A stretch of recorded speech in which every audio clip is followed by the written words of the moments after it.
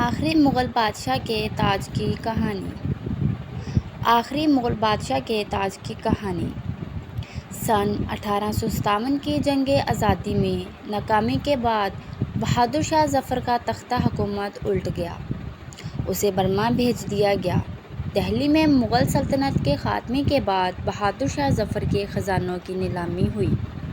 انہی خزانوں میں 3 اہم چیزیں یعنی 2 شاہی کرسیاں اور 1 شاہی تاج تھا۔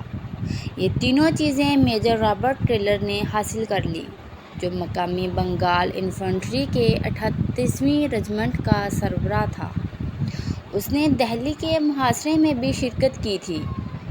سن 1860 میں جب وہ واپس انگلستان پہنچا تو ایک بانڈ اسٹریٹ کے ایک سونار نے اسے ان تینوں چیزوں کے بدلے 1000 پاؤنڈ آفر کیے، لیکن رابرٹ نے یہ تینوں چیزیں ملکہ وکٹوریہ کو پیش کر دیں۔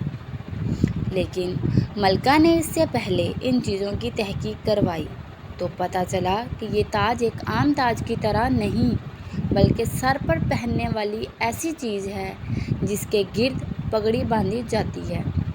خیر، یہ بات تو حقیقت تھی کہ یہ بہادر شاہ ظفر کا حقیقی تاج تھا۔